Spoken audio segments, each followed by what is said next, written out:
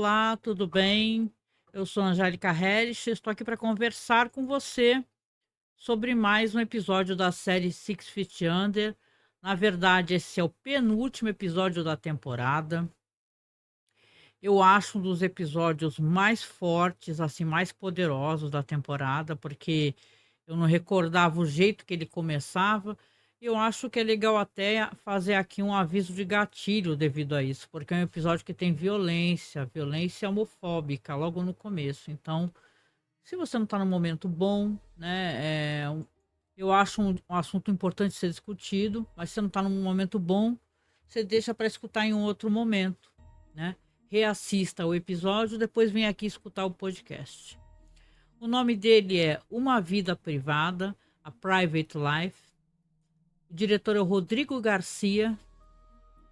Escritor aqui é sempre Alan Ball, né? Aqui é associado a Kate Robin, para poder entregar esse episódio, que ele é maravilhoso, cheio de desenrolares, assim, de tramas que estavam pendentes, né? E se encaminhando para um último episódio que, obviamente, vai ter presumo, né? Não recordo, um plot twist ótimo para uma outra temporada, né?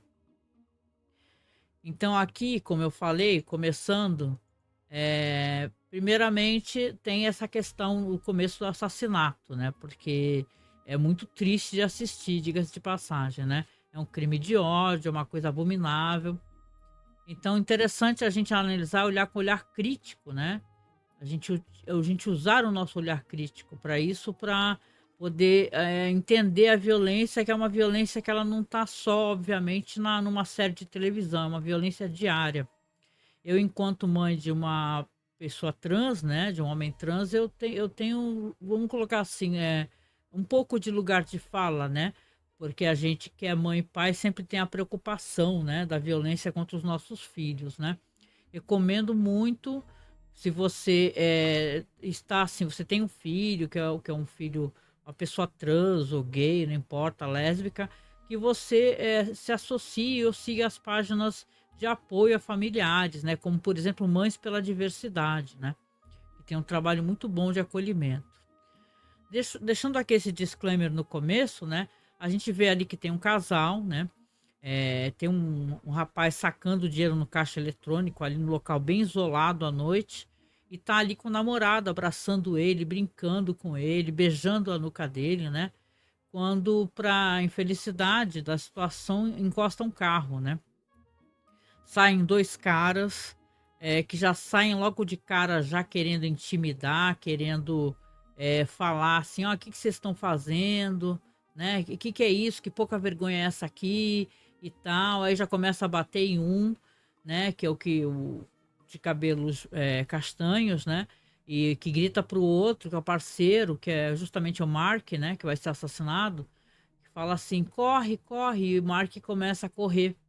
Só que ele acaba sendo alcançado e infelizmente acaba falecendo devido a isso, né? A gente não vê logo de cara o desfecho, se o outro ficou vivo ou não, mas o nome que aparece é do Mark, né? Mark, Marcus Foster Jr., nascido em 78, falecido em 2001. Esse episódio aqui também vai ter desenrolares referentes a Brenda, por exemplo, né? A gente recorda que ela estava sendo perseguida, ela e o Nate perseguidos pelo Billy, irmão dela.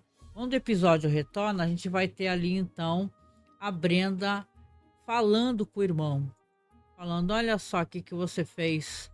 Você tá nos seguindo, a gente não aguenta mais, né? Eu quero que você devolva a chave da minha casa.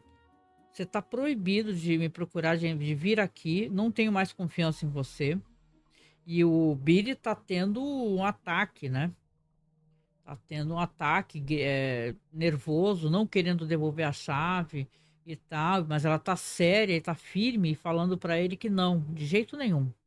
Você vai, de qualquer maneira, me devolver a chave. Devolva minha chave, por favor. Vai lá, abre a porta. E ele está acostumado a ela ceder sempre aos desejos dele, no sentido de, olha, acolhê-lo, né, e tal. E mal sabe ela o que ele vem fazendo, né? E a gente sabe, assistindo a série, o que ele estava fazendo com a irmã do Nate, né? Fotografando ela. Nesse episódio vão aparecer as fotos que ele tirava da irmã do Nate, a Claire. Então aqui você vê que é um cara problemático e tal, a irmã não tem mais confiança nele, os pais estão viajando, os pais dela, né, pais dela e dele, estão longe, e ela exige a chave e pronto, né? Quando depois, mais pra frente no episódio, ela vai falar com o Nate, ela tá conversando com o Nate no restaurante, falando que, olha só, eu pedi a chave para ele não queria entregar, mas de qualquer maneira eu exigi, né? Então, ele fica falando, você fez até pouco, porque na verdade o que ele fez foi muito perigoso, né? Ele arrombou a porta do quarto do hotel que a gente tava e foi lá fotografar. Então, poxa, meu, é uma coisa muito perigosa, né? Aí ela vai ficando chateada e falando, olha, você não sabe o que que é ter uma pessoa com o qual você se preocupa 24 horas por dia e você ama muito, né? Ele até fala assim, eu sei, dando a entender que sim, que ela seria essa pessoa, né, talvez. E ela, de qualquer maneira, ela achava que ela ia falar isso e ele já automaticamente já iria falar, pô, parabéns, né? Que bom que você fez isso. Só que ele achou o contrário, ele achou pouco, na verdade, o que ela fez. De qualquer maneira, o irmão dela continuou solto, né, para fazer o que ele quisesse. E que ele é um cara realmente perigoso. O Nate realmente ele enxergou no Billy, com razão, que ele tá num momento muito perigoso, ele está fazendo muita coisa errada e ele vai escalar esse grau de violência, né? Falando sobre o David Fisher, esse é um episódio que vai ter muito sobre ele, né? Porque o David é um personagem que ele é um cara no armário, é um cara que sofre muito, né? Então, é claro que está tocando profundamente ele. O David, ele chega em casa, ele tá lá com uma roupa para poder vestir lá um outro defunto, né?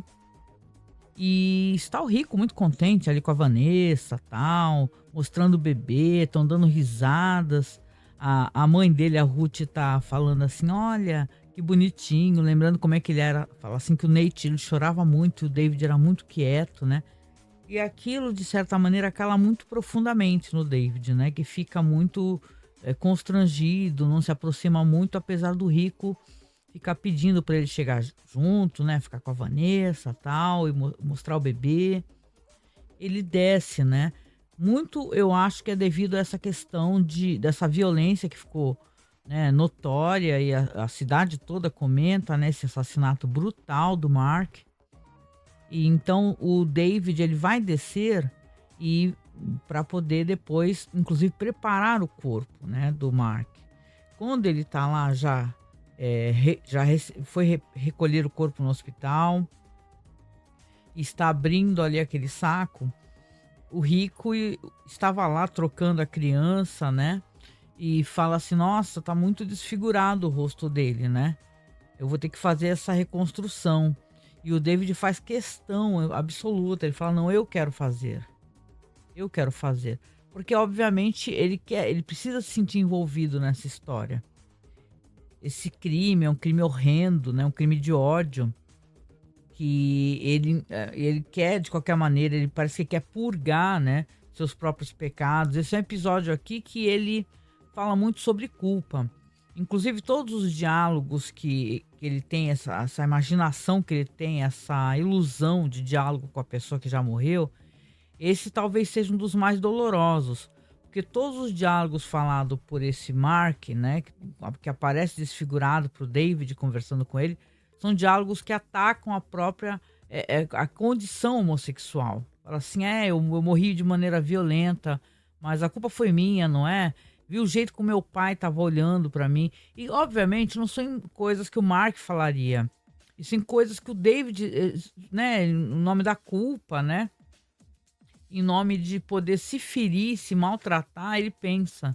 Então, são todos diálogos muito violentos, né? Você vê que é importante a gente até discutir essas coisas e não à toa o Dia das Mães está aí, é legal a gente refletir essas questões, a gente pensar sobre aceitação, sobre acolhimento dos nossos filhos. E quando o David foi conversar com os pais do Mark, o David e o Nate, eles deram a entender que o Mark nunca tinha falado nada. E a mãe chora, né, e fala desesperada: "Por que que fizeram isso ao meu filho? Por que que fizeram isso ao meu filho?". Pois eu também pergunto, né, por que tanta violência contra as pessoas homossexuais, contra gays, lésbicas, travestis, né? Toda a sigla LGBTQIAP+, né? Por quê? Por que essa violência? Então você vê que, né, dentro de uma sociedade conservadora, onde o David ele se sente, né, acolhido porque ele é um cara no armário, né, um cara de igreja, né, ele não consegue sequer falar com a própria mãe.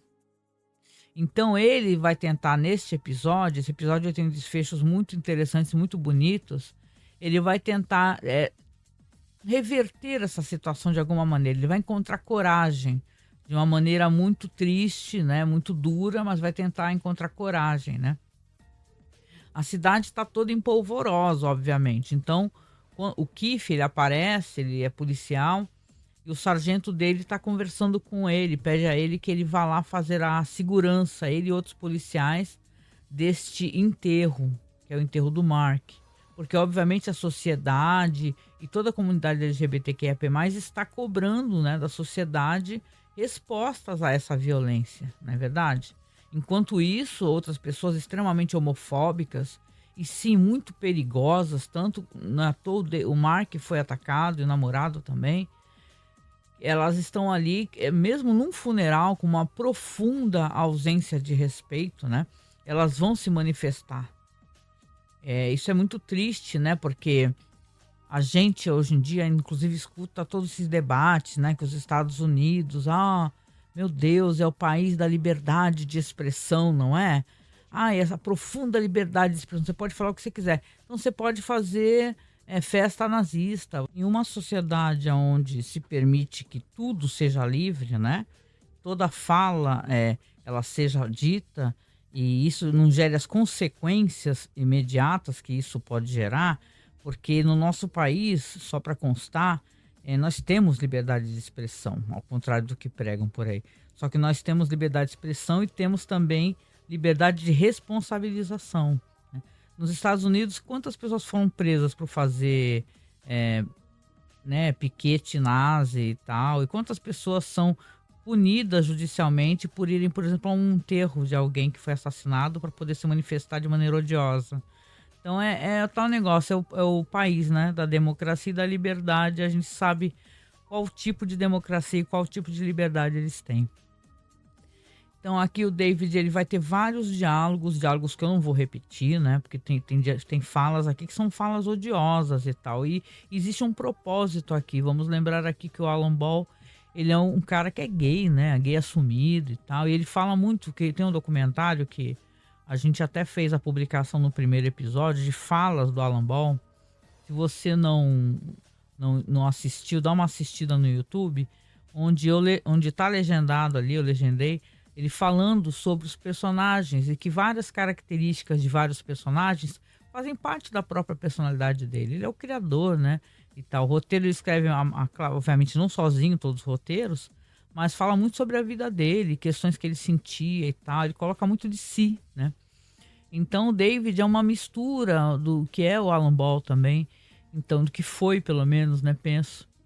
Então o David é um cara não assumido, é um cara que sofre muito, né? Um cara que para se encaixar dentro da sociedade, ele tem que fingir que não é com ele, né?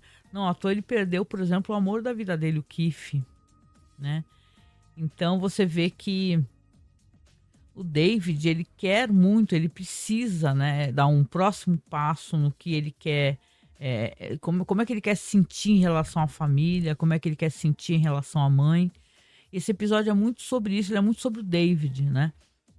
Mas aqui é interessante porque faz parte do que a gente tem para conversar referente ao David, que a mãe dele, a Ruth, ela está tentando entender toda essa situação. Ela está tentando entender o que está acontecendo com o filho, só que daquele jeito dela. Ela é uma pessoa que ela não tem, pelo menos a mim parece, uma pessoa que não tem amizades, não tem melhores amigas, pessoas com as quais ela possa conversar, não tem uma psicóloga que ela possa conversar, né? Então isso aí seria mais fácil nessas condições, mas ela não tem. Qual que é a referência que ela tem fora de casa? Ela tem o Robin, né, que trabalha junto com ela na floricultura lá do Nicolai, né? E o Robin tá furioso, né? Porque ele virou uma espécie de assistente da Ruth, imagina, né? Nicolai colocou ele para cortar talos para Ruth poder montar. Então a gente vai ter uma cena aqui onde ele passa batendo com tudo, assim, uma planta na Ruth, né? De propósito, né? De pirraça, né? E ela olha assim para ele, né? E percebe, fala, pede desculpas, fala que, pô, você tá bravo, né? Ah, ele fala, eu tô ocupado, tá? Eu tenho que cortar um monte de talos aqui, de várias plantas para você poder montar. Aí a Ruth chega para ele e fala assim, eu posso conversar com você, Robin, né? Ele fala, não, eu tô ocupado, né, e tal. Ele não dá muita abertura para ela, né? Aliás, esse personagem é muito divertido, assim. Ele não é um personagem antipático. Aí ela fala assim, eu gostaria de conversar com você, queria te perguntar, fazer uma pergunta pessoal. Como é que você contou para sua mãe que você era gay? E ele dá uma quebrada de perna, né?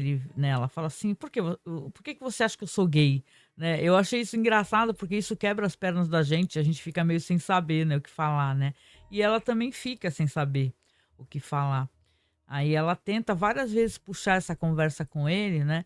E fala assim: você quer debater comigo? Será que se eu contar uma coisa da minha vida que me constrange, você talvez se abra um pouco mais? E aqui ele pega então e faz uma coisa interessantíssima, né? Ele pega e senta porque ela começa a contar uma história que é uma história muito constrangedora para ela, né? Pelo menos, né? Ela fala assim: pois é, então, comigo aconteceu o seguinte. Eu fiquei 30 anos casada com o mesmo homem e fui ter um caso com o meu cabeleireiro. Aí o Robin já sentou do lado, né? Já sentou, curiosíssimo, né? Já sentou. E quando eu fui transar com ele, ele falou assim: Ruth, eu queria que você, se possível, você se tocasse para que eu soubesse como você gosta mais, né? Que ele quer agradá-la, né? E aí ela confessa, né, pro cabeleireiro, o amante, muito constrangidamente, que ela nunca tinha se tocado, né? E aí a Robin lá, curiosíssimo, escutando, ela fala assim: pois é. Um dos meus maiores constrangimentos é que o meu cabeleireiro, o meu amante, né? Ele foi quem me ensinou a que eu me tocasse, né? E aqui você tem, então, uma história de uma mulher que... Isso é uma história muito comum, né? Na vida de mulheres muito conservadoras, né? Vocês podem perceber que, basicamente, muitas mulheres, elas ficam... muitas nem sabem o que é ter um orgasmo, porque elas, na verdade, não se tocam, né? Então fica difícil para a mulher saber o que que ela deseja, como ela deseja, né? É uma espécie de culpa cristã, né? Que é incutida na mulher, que não permite à mulher sequer que ela consiga ter prazer com o ato sexual, né? Que é uma coisa que para o homem é plenamente é, é, é, não, é plenamente satisfatório e a sociedade aceita isso de maneira totalmente, né? Fala assim, nossa, por que que ele não teria satisfação, né? Então aqui você tem ela desabafando com o Robin bate na mão dela e tal, assim, daquelas tapinhas, fala, ai, Ruth, olha, maravilhosa essa história, mas eu não vou te contar. E, cara, eu sabe que eu concordo, porque ele não tem obrigação de dividir com ela nada. Ninguém tem obrigação, né, de dividir uma experiência pessoal, a não ser totalmente que queira essa experiência pessoal. Então, aqui o Robin, né, a Ruth é frustrada nessa situação, mas para a gente, espectador, é interessantíssimo saber mais essa particularidade dela, né, que isso construiu esse jeito dela de ser, que é uma mulher maravilhosamente linda, né, e viveu tantos anos num casamento, criou os filhos e tal, e uma pessoa que sequer conheceu um outro homem. Quando conheceu e teve que falar sobre isso, foi no pior momento da família, né? Quando ela desabafa para os filhos, que quando o marido morre, né? Então, claro, a Ruth, ela tentou conversar com o David, né? Ela fica nesse episódio tentando conversar com ele. Tem um momento que eles estão jantando, ela usa uma espécie de analogia ali com um frango ali que ela serviu para ele, que pergunta se tá gostoso, ele pergunta o recheio, ela fala. Aí ela fala, tipo assim, eles meio que tem uma conversa que tem a ver com comida, mas tem a ver, na verdade, com as várias partes do que é um ser humano, né? E ela faz uma ligação, vai fazer isso mais pra frente, né? por exemplo, ela fala: "Ah, que é? Qual a parte que você mais gosta do frango?" "Eu gosto do frango todo", e tal. E eu acho que ele meio que entende essa espécie de exemplo que ela tá tentando colocar ali naquela conversa com o filho durante aquele jantar, né, são só os 2. Então aqui mais pra frente, no final, vai ter uma cena muito bonita dos 2. Esse episódio ele é muito bonito, é um episódio cheio de coisas interessantes referente a vários personagens e desfechos de coisas que a gente já aguardava, né, porque a gente tem aqui, por exemplo, né, e isso é uma parte muito tensa, né, e poderia ter terminado muito, mas muito mal mesmo. O Nate tá ali tentando falar com a Brenda depois dessa discussão, e a Brenda não liga, né? Ele fica mandando várias mensagens para ela e sabe que ela fica escutando e não atende, ela tem secretária eletrônica. Só que aí o telefone toca, ele pensa que é a Brenda, né? E fala: "Ah, alô, opa", e tal. E não era uma pessoa pedindo para buscar um corpo, falando que o corpo estava numa casa, numa residência para ir buscar. Então ele vai sozinho, né, sem comunicar a ninguém, né? Isso que é uma coisa que eu achei, né, interessante. Porque é aí que as coisas muito ruins acontecem, né, quando a gente não comunica, as pessoas falam: "Ah, não tô saindo para fazer tal coisa". E ele sai e chega num lugar, assim, que é uma espécie de galpão, mas tem que subir de elevador, lugar vazio, escuro, e ele vai subindo, sobe o elevador. Já no elevador, que é um elevador de carga, ele vê uma foto da irmã dele, da Claire. Aí tá escrito "sua irmã". Aí ele já fica: "Ué?". Aí ele vai andando com aquele carrinho, né, para de transporte do corpo, chega no andar, sobe, fica chamando a pessoa, ninguém atende, larga o carrinho, vai andando e vê que tá tudo iluminado por velas. E ele fala: "Caramba, o que que é isso?", né, e vai vendo fotos da irmã dele, fotos que o Billy tirou com a irmã dele, né. Tá assim, uma foto, por exemplo, dele transando com a Brenda, aí tá assim: "É você e a minha irmã". Aí na próxima foto mais pra frente, é eu e a sua irmã. Ó, ele segurando o seio da Claire, né, ele tirou uma foto segurando o seio dela. Esse personagem aqui, ele é um personagem perturbado, mas eu tenho uma bronca real dele, assim, porque ele é cínico demais, esse personagem, sabe? Ele é muito. O que poderia ter acontecido aqui, ele vai fazer nesse episódio, mostra a real gravidade do que é você não levar a sério certas atitudes e levá-las em conta uma doença mal diagnosticada, né? Porque isso aí também tem culpa dos pais da Brenda e dele, porque esse é um cara que não podia estar assim. Se esse cara é violento e perigoso, ele tinha que estar realmente recebendo apoio psiquiátrico, né? Talvez, não sei se internado, mas pelo menos recebendo um apoio muito maior, né? Em vez de ficar solto fazendo besteira o tempo todo, como esse cara faz, né? E o Nate vai avançando e tal, e vai vendo fotos da Claire, e chega numa sala toda iluminada por velas, escura, com uma cama toda ensanguentada. Falando ali nas paredes que é uma instalação. A instalação continua na próxima sala. E você vê que tá assim escrito: "Você fez isso com você mesmo". Aí ele pensa, fala: "Nossa, Billy, o que que você fez, né?", e tal. Ele levanta assim o lençol, porque tem uma pessoa ensanguentada ali, coberta visivelmente. Aí o Billy pula com tudo, dando um tremendo susto nele, né? Ele cai no chão e aí começa a ameaçá-lo, né? Falar assim: "E aí, gostou da instalação e tal?", e tudo. E aí o Nate, nesse momento, eu achei até inteligente da parte dele. Ele se acalma, né, e ele fala assim: "Pois é, né, deu tudo errado entre mim e a sua irmã. Ela terminou comigo, não atende mais minhas ligações, trocou a chave da fechadura, eu não tenho, né". E você percebe que ele falando dessas coisas, o Billy vai se acalmando como se, ele também não tá tendo acesso à minha irmã, né. Ele não tá tendo acesso, então na verdade ele também se deu mal, né. E é claro que ele saca um estilete, né, o Billy, né. Começa a mexer no estilete, né, aquele barulhinho de estilete e tal. E o Nate olha pra ele assim, né, e fala: deu tudo errado entre a gente, eu vou embora", e pega e sai andando, o mais rápido possível, né.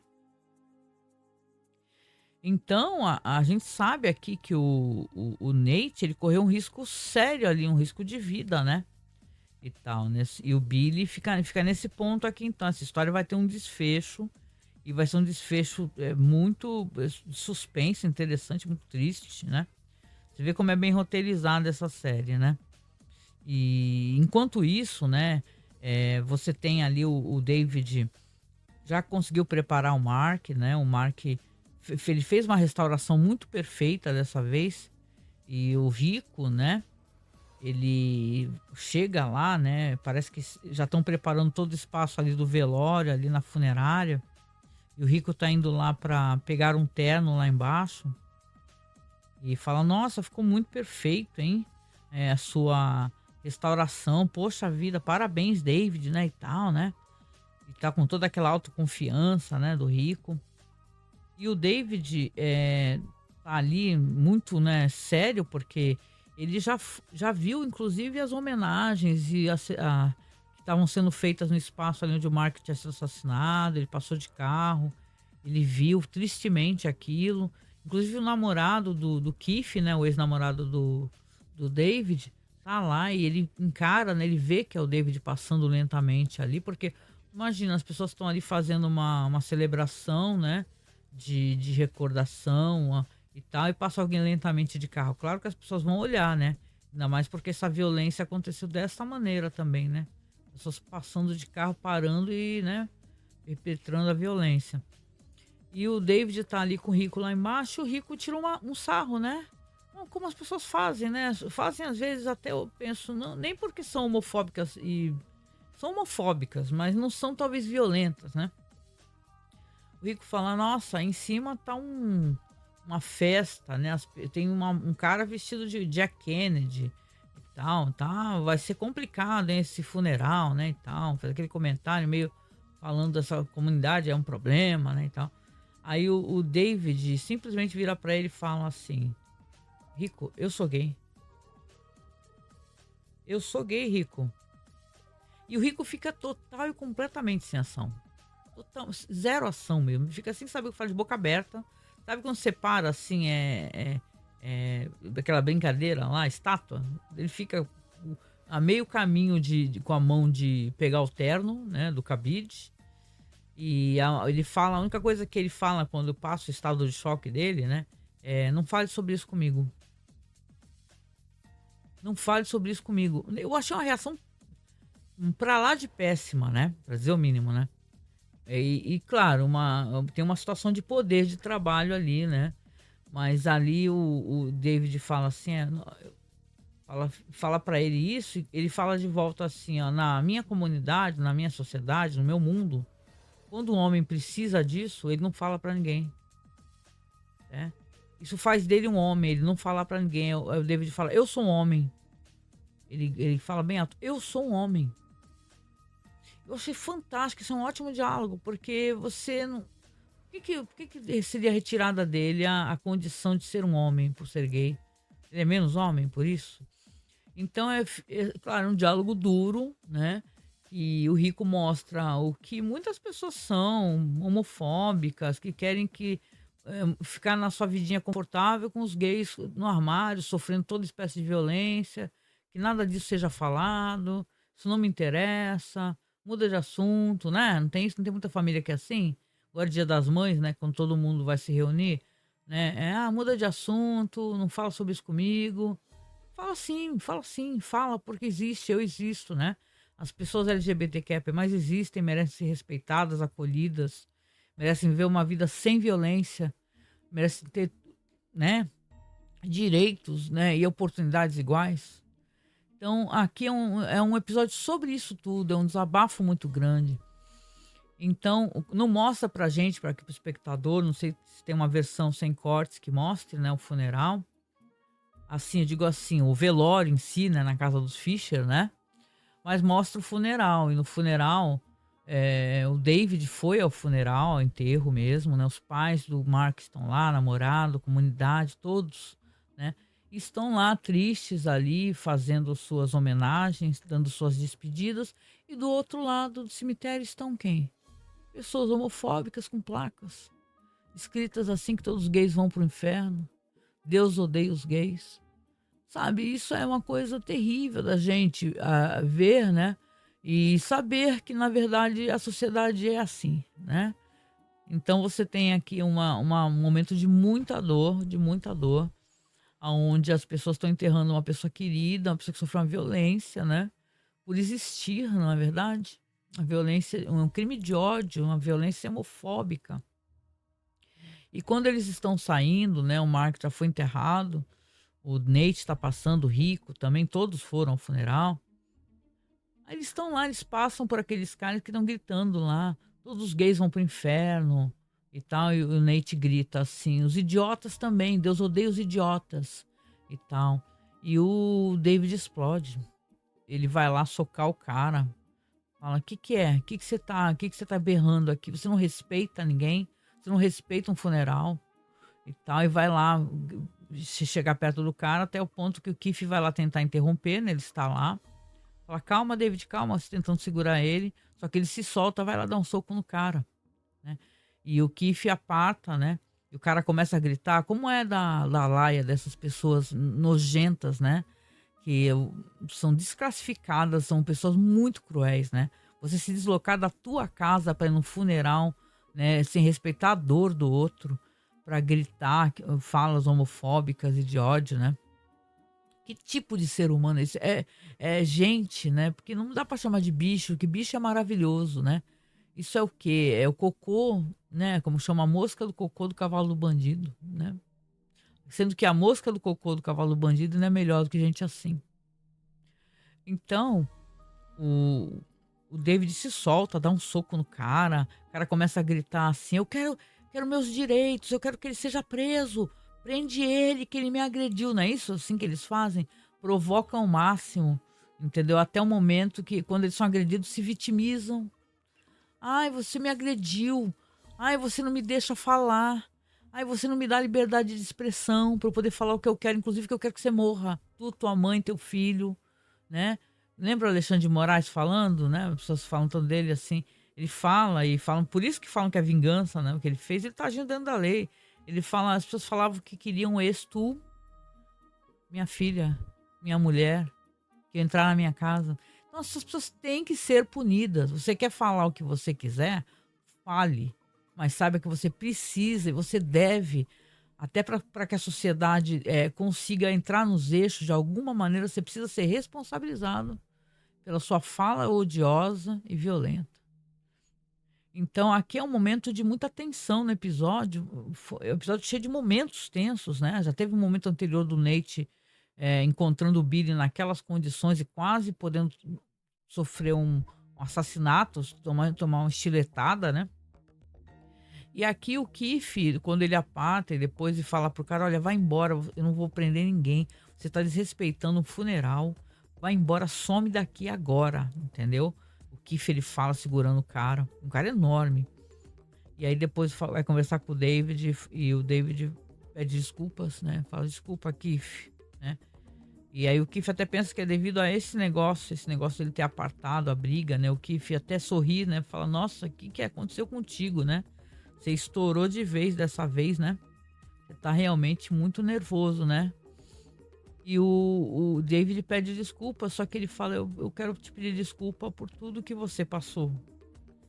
Por tudo que você passou comigo e tal, pelas coisas que eu fiz, por não assumir, por não te deixar, te dar o direito de você estar ao meu lado em todos os momentos. E o Keith fala pra ele assim, David, eu fico o tempo todo preocupado, pensando como é que você está. O que você fez pra você mesmo agora? Se você tá se arriscando, eu tô o tempo todo pensando em você e preocupado com você. Porque ele sabe, né, que o David tá cada vez se arriscando mais, né? Até pegar uma doença, né? E, assim, uma doença que, bem ou mal, a gente entende, né? E as pessoas são muito preconceituosas em relação a isso. É importante a gente tirar esse elefante da sala, né? Que tem gente preconceituosa que usa isso enquanto argumento, né? Fala assim, gays pegam AIDS, né? Não é isso? Tinha isso escrito naquelas placas odiosas dos caras do cemitério. Gays pegam AIDS. Todo mundo pode pegar AIDS. Aliás, um dos maiores índices, eu falo para você procurar no Google, tranquilamente, de pessoas que estão pegando AIDS, são pessoas jovens, porque transam sem preservativos, e isso é muito triste. Mulheres casadas, que os caras pegam, né? Não somente AIDS, como outras doenças venéreas fora de casa, em relacionamentos extraconjugais, e passam para a esposa que confia neles e transam sem preservativo. Então isso daí é uma coisa que é estatística, não é uma coisa que eu estou inventando ou falando, não, é estatístico.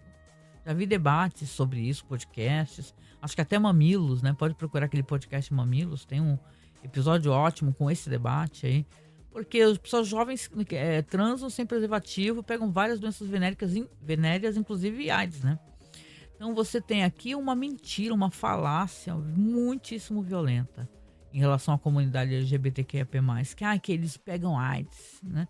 Olha, aquele ser humano desprezível que nós tivemos como presidente no país falava que tinha que colocar todos numa ilha para que todos morressem, e por aí vai.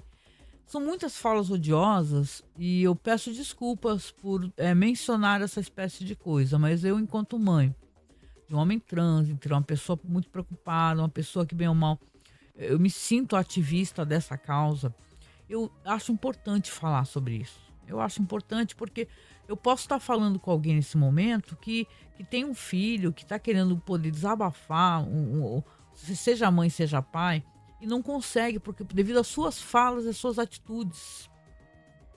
Então é importante que você seja acolhimento, você seja porto nesse momento. Que você lide com seus sentimentos, que você, se for o caso, procure um psicólogo, converse com uma pessoa, não procure religiosos. Entendeu? Isso aí não é uma questão religiosa, isso é uma questão humana, né? Uma questão de humanidade, de acolhimento, que seu filho se sinta seguro ao seu lado. Seu filho, filha, não importa. Então aqui, claro, um episódio que ele fala sobre isso, ele debate essas questões, que são muito fundamentais, importantíssimas, cada vez mais importantes. Essa série é uma série de 2001, gente, a gente está em 2024.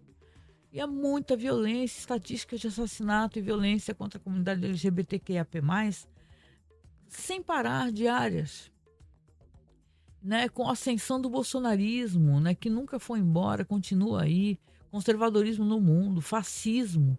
Então a gente precisa tentar, nem que seja no nosso próprio espaço, na nossa própria casa, ser porto, ser acolhida. Né? Isso é muito importante, as pessoas se sentir acolhidas, né?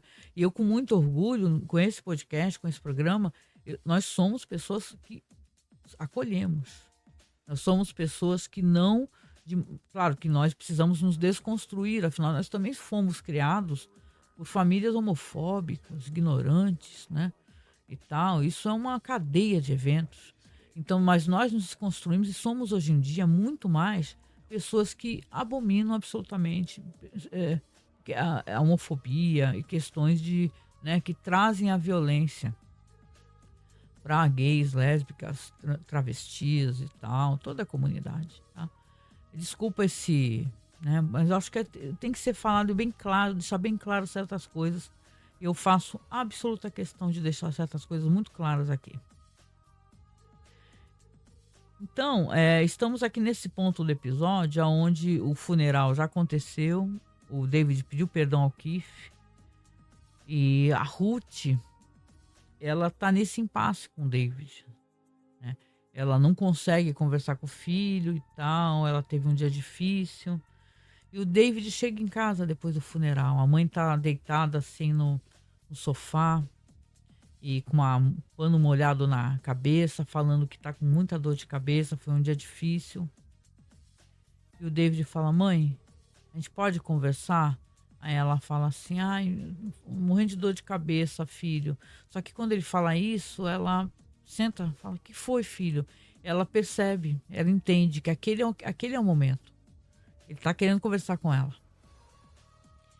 Aí ela senta e o David senta e fala: mãe, eu sou gay. Aí ela responde pra ele assim: por que você nunca falou pra mim? Aí ele fala assim: eu tô falando agora, não tô? Aí ele fala: mas David, será que eu sou tão ignorante que eu nunca pude ser uma pessoa pra qual você pudesse falar? Aí ele fala: não é isso, mãe. Toda a nossa vida, a nossa família, né? E você com o seu jeito, a gente, bem ou mal, a gente nunca deu essa impressão de ter essa liberdade, né? Aí ela percebe, ela entende, ela fala: filho, Eu amo você, eu amo tudo que é você, entendeu? Todas as tuas características, né? Eu amo você. Eu não amo um pedaço do David, eu amo o David. E é linda, essa cena é maravilhosa, emocionante de chorar mesmo, né? Porque ela tá abrindo o coração para ele do jeito dela, né? Que ela tem esse jeito atabalhoado, né? Quem é que responde a isso, né? Por que que você nunca me contou? Entendeu? Mas é porque eu achava que era um defeito nela mesma, né? Que ela sim, ela entende que tenha um defeito, né? E ele, com atraso ou não, ele pega e fala e conta para a mãe. Finalmente, né? Ele pode contar para a mãe. E é uma cena maravilhosa, é uma cena que a gente vem aguardando desde o primeiro episódio, né? E tal. E a gente sabe que talvez esse comportamento que ele tem, que bem ou mal era um comportamento de risco, era ele se punindo. Esse episódio foi todo sobre isso também. O David tentar se punir o tempo todo e tentar, de qualquer maneira, sei lá, sentir alguma coisa, né? Sair fora, desencaixar daquela sociedade dele, religiosinha, de diretor de funeral e tudo tão, né? O David é um cara que ele, não que ele vá mudar, obviamente, né? Não que ele vai ser muito mais ativo e tal. Eu penso assim que eu recorde, né? Ele sempre vai ser esse cara contido, constrangido, mas pelo menos agora ele conseguiu falar para as pessoas próximas dele, para a família dele, e quem sabe futuramente, a gente sabe que sim, ele ter um relacionamento abertamente, que as pessoas saibam que existe esse relacionamento com quem ele ama, sem ele ter que ficar dando satisfação sobre isso ou pedindo desculpas, né? Então isso é muito importante. É uma cena muito linda. E para mim, né, como eu também tive esse momento, eu recordo com muita emoção, entendeu? Também, porque para mim foi um momento de muita felicidade por saber que ele se sentia acolhido por mim, entendeu? Então, para mim é muito importante esse momento, é o momento da Ruth e do David, e é um momento que eu desejo para você, que se você tenha um filho que seja, né, da comunidade, são tantas siglas, não é? Que você seja o porto dele, o acolhimento dele, que ele saiba que em você ele tem segurança, paz e muito amor, né? Então é assim, é muito bonito, né? E para a gente ir se encaminhando aqui para os finais, né? Falta só uma questão aqui que eu não conversei sobre isso, duas na verdade, tá? Uma é da Claire, né? A Claire tá com o Gabe Dimas, né? E eles estão chegando ali na escola, né? Eles estavam com muito medo, falando assim: nossa, vai todo mundo ficar falando de mim, todo mundo tá me encarando, as pessoas estão encarando realmente. Ela fala: que importa isso? O que interessa para as pessoas o que a gente faz? Que todo mundo fica o tempo todo preocupado com o que estão pensando de mim? Ela fala que se dane o que pensam de mim, se dane o que pensam de você, entendeu? Vamos embora e tal. E ele vai lá, ela também vai lá fazer as aulas. Nesse dia, inclusive, ela tem momentos ali com o psicólogo, orientador da escola, né? Que faz várias perguntas para ela e tal, e ela, a certo momento, ela estava ocultando isso, mas ela até pergunta e fala assim: como é que a gente faz? Uma hora ela pergunta para o psicólogo: como é que a gente faz para poder ajudar alguém que está querendo ter uma própria vida? Como é que a gente pode fazer para evitar essa espécie de coisa? Como é que, né? Ela não sabe o que lidar, ela se sente plenamente responsável ali pelo Gabe, né? Que é uma coisa muito triste também, né? Mas ela quer conversar com alguém, ela precisa saber o que fazer, né? O que fazer? Como ajudar o Gabe, né? Porque ela acha, e obviamente penso eu que seja verdade, que aquela overdose dele não foi acidental. Ele estava num momento muito triste da vida dele, né? E tal, com a mãe dele maltratando ele. Aliás, continua maltratando. O pai não quer saber. O pai, né? O padrasto não quer saber dele. O pai biológico morreu. Ele não tem ninguém. Ele se sente responsável pela morte do irmãozinho. Então, ele tem uma vida muito triste. Os amigos dele visivelmente são lixo, né? Ainda tem isso. Pareciam tão amigos dele, né?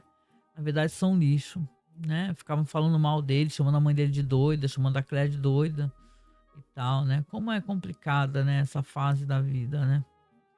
E assim, de qualquer maneira, ela tenta e o psicólogo, em certo momento, depois, quando ele passa, assim, ele vê que ela tá com o Gabe, né? O Gabe tá uma cena linda. O Gabe tá, assim, ela tá sentada, lendo, esperando ele. e ele deita, coloca a cabeça assim no colo dela, e o psicólogo passa, ela meio que esconde assim, né? Mas não adianta nada, que ele já viu, né? O psicólogo até pergunta por que que você escondeu de mim, né? Depois que tava saindo com o Gabe Dimas, né? Aí ela fala assim, pra você não me julgar, né? Você não ficar me julgando, né? E aí então que ela pergunta essas coisas e tal. E não. Isso aí, na verdade, o próprio Gabe precisa de ajuda, né? Ele precisa procurar ajuda. A Claire, coitada, não vai conseguir resolver essas questões, né? E quando ela tá no carro com ele, tá ensinando, olha que chique, né?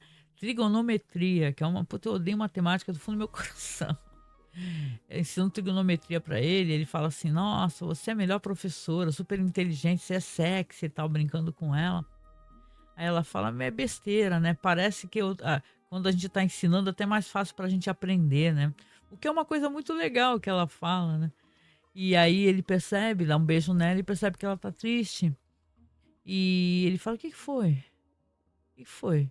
Aí ela desabafa, fala assim: Eu tenho muito medo de você desaparecer.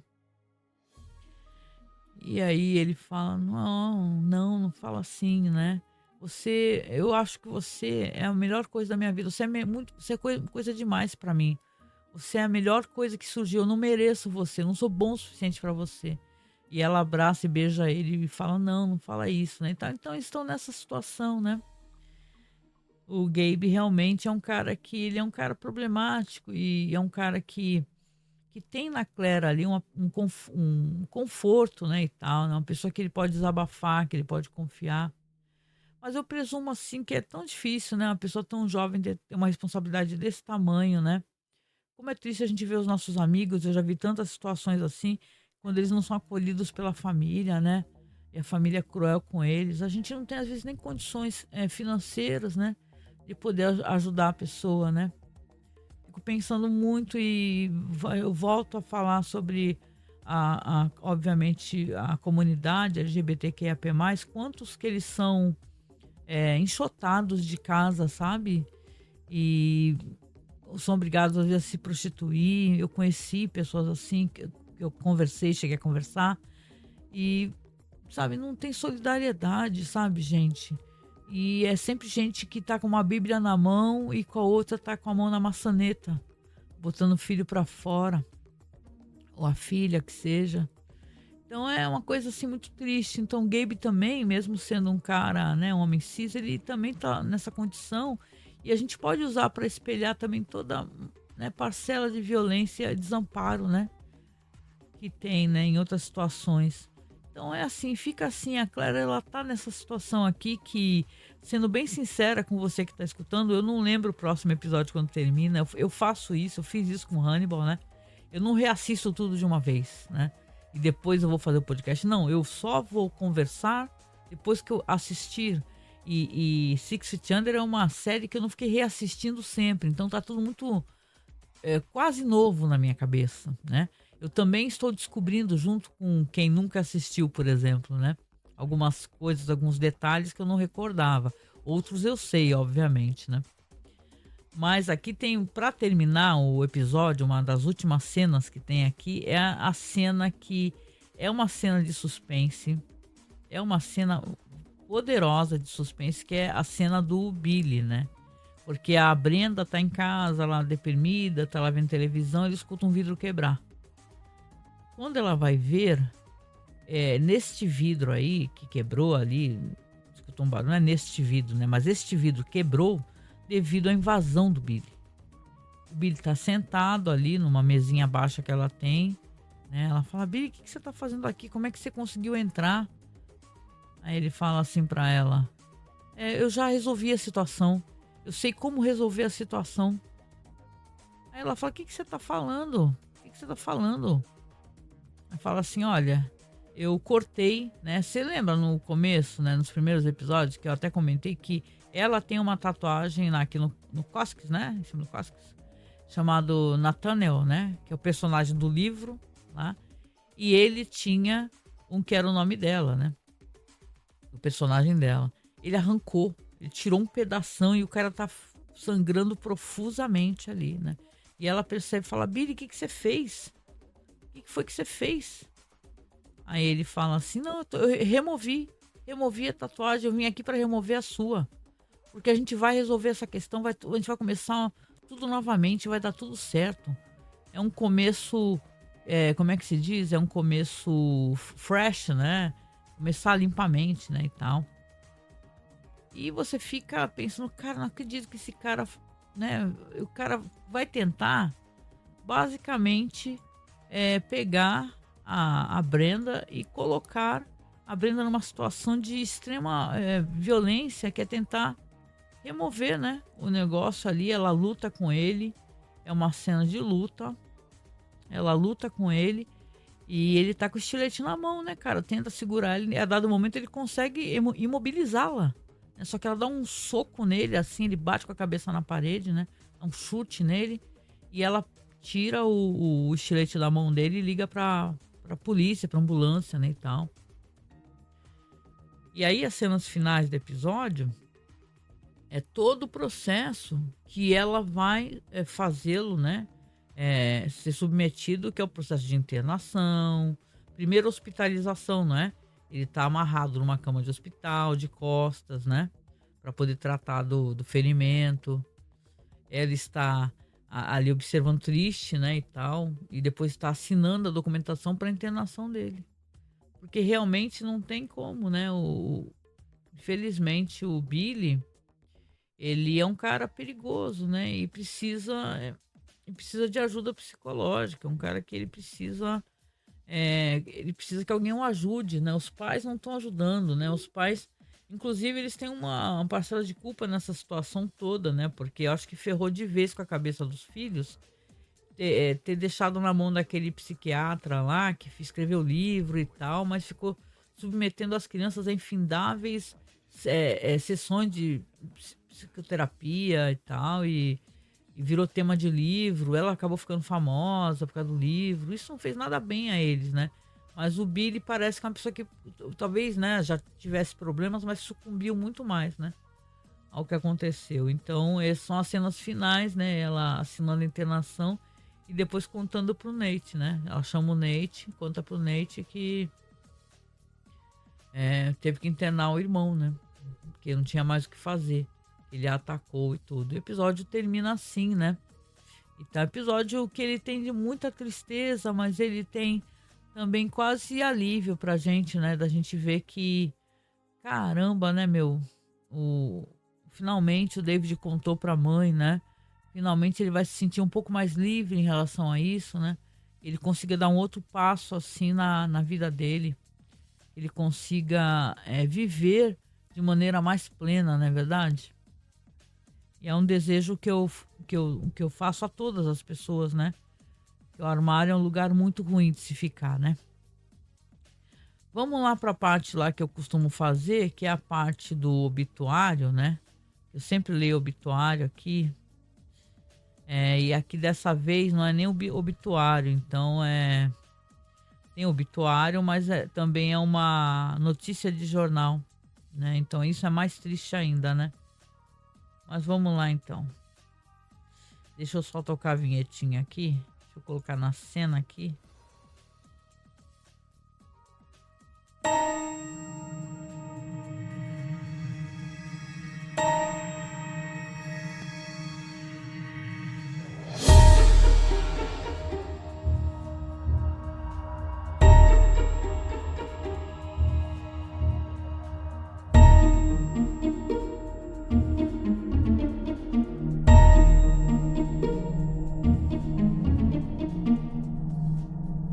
É isso.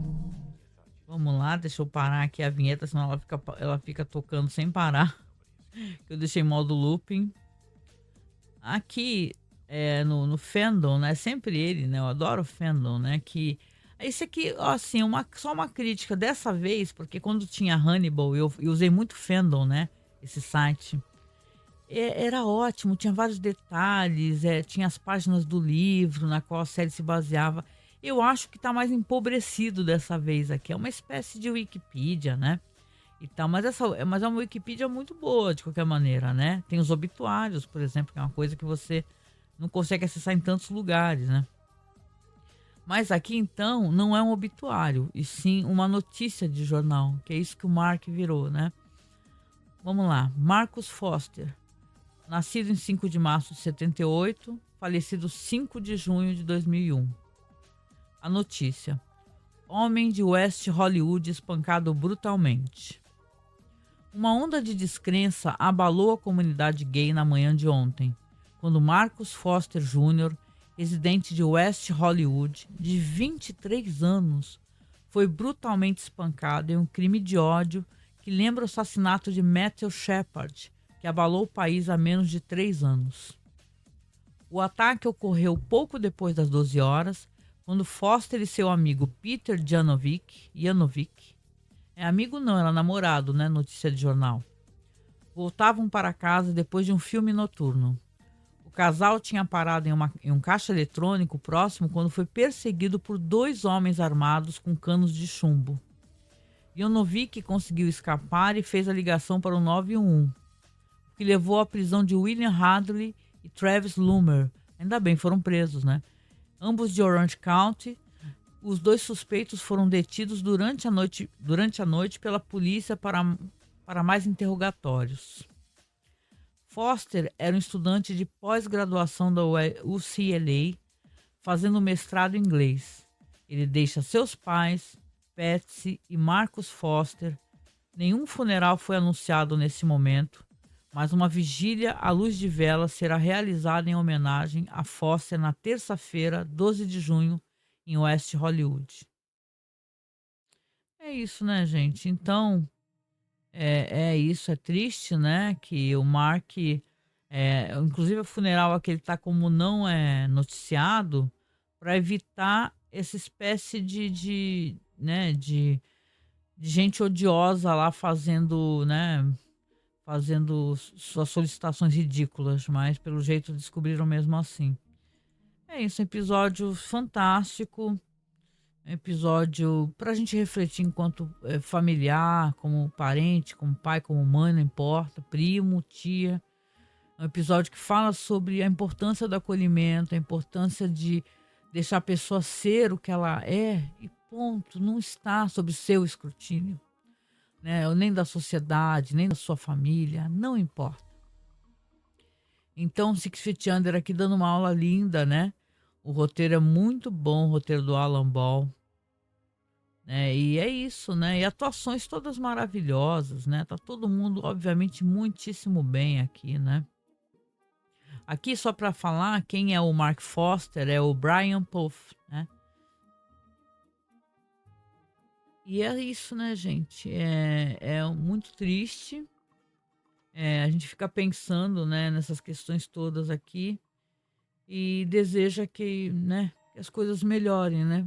Que a gente está vendo há muitos anos a comunidade LGBTQIA+, lutando pra caramba e não conseguindo, né?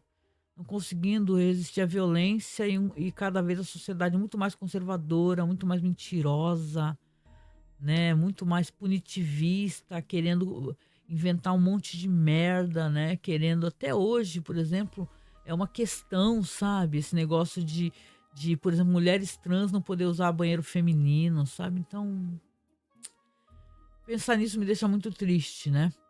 Quero pensar que nesse Dia das Mães e pensar nessas mães e nesses filhos que talvez tenham conseguido falar a verdade, assim, que o filho se sinta acolhido, que ele não se sinta alienígena, que ele não se sinta um intruso na própria família. Desejo o Dia das Mães para você que é mãe, né? Para você, para seus, caso você seja mãe, né? Para você com sua família, que seja um ambiente de paz, de felicidade e principalmente de acolhimento.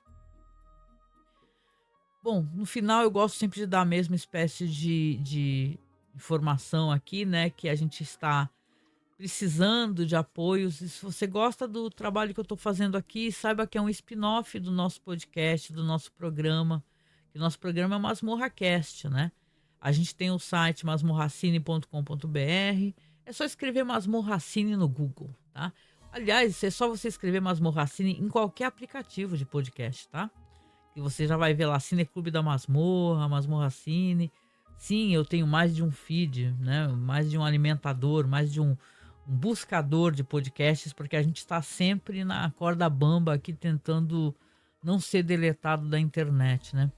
Recentemente me aconteceu aqui de eu perder um HD com todos os nossos backups, nossos podcasts. Eu estou tentando reaver o que eu tenho.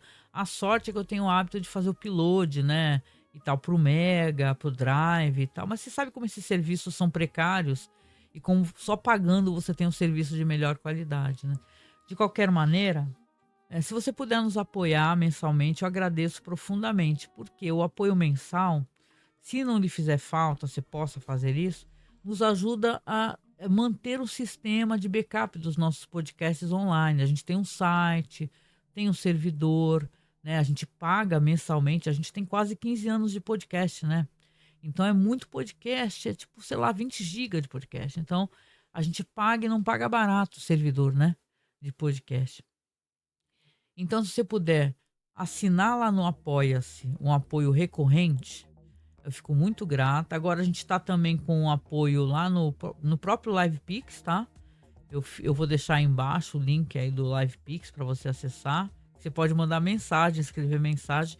E a gente, quarta-feira, sempre tem live. Ou seja, se você entrar ao vivo e escanear o código do LivePix, você pode mandar uma mensagem áudio, né? Vai tocar no podcast. Então eu convido você, inclusive, para toda quarta-feira aparecer 9 da noite aqui para nossa live de quarta, tá?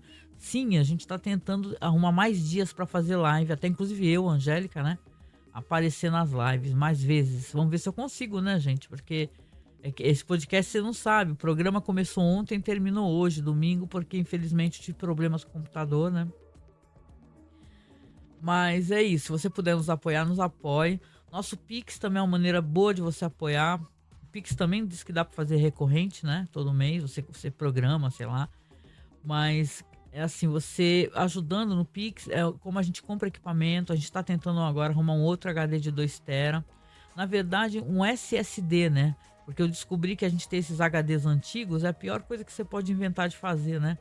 Que tá suscetível a tudo quanto é problema, né? Então eu quero ver se eu consigo arrumar ou um SSD, que é um HD menorzinho de 1 TB ou de 2 TB, né? Acho difícil, né? Mas vamos tentar, né, gente? Nosso Pix é apoiomasmorra@gmail.com. Se você tá gostando desse programa, pô, você tá com, puta, nunca assisti Six Feet Under e caramba, escutei esse programa aqui. Pô, assina o feed, tá? Sabe o que é assinar o feed? É você escreve lá, você escreve Masmorra Cine ou você escreve Six Feet Under Podcast. Eu vou deixar tudo abaixo aqui para facilitar, tá? Para você. Aí você se inscreve lá e você vai receber em áudio ou em vídeo, porque o Spotify também aparece em vídeo para as pessoas, é bem legal. Se você tá no navegador em casa, você dá play lá, aparece o vídeo, né? Em vez de só o áudio. Ou você pode baixar só o áudio no seu celular e aplicativo. É bem fácil. Não é fazendo propaganda do Spotify, não, tá? Até porque você colocando aqui, você escuta em qualquer aplicativo. Mas eu achei legal esse recurso aqui de podcast em vídeo, que a pessoa pode assistir, né? Eu faço um podcast de True Crime, né? Chamado Volta ao Mundo no Crime. Aliás, fica aqui a recomendação.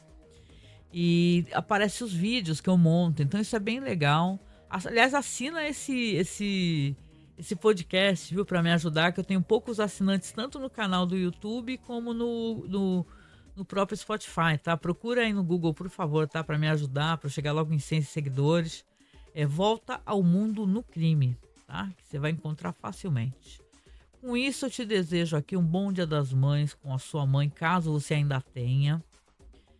Lhe desejo, se você não tem essa mãezinha maravilhosa que você já teve, ou não maravilhosa, não vamos romantizar também a maternidade, que tem tantos tipos, né?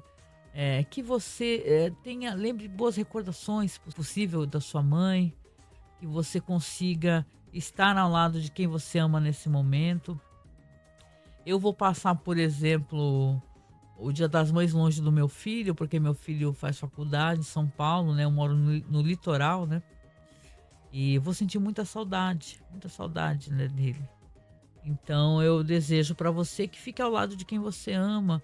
Ou se estiver só, não tem problema. A solidão, a gente está junto conosco, né, com nós mesmos, não é? Então nós somos companhia. Então que nós sejamos também uma boa companhia para nós, né? Que a gente encontre em nós mesmos uma ótima companhia, ou então com seus familiares, né? Procure estar bem, né? Eu te desejo tudo de bom nesse dia, eu te desejo o melhor e a gente se encontra no próximo programa. Beijo, até.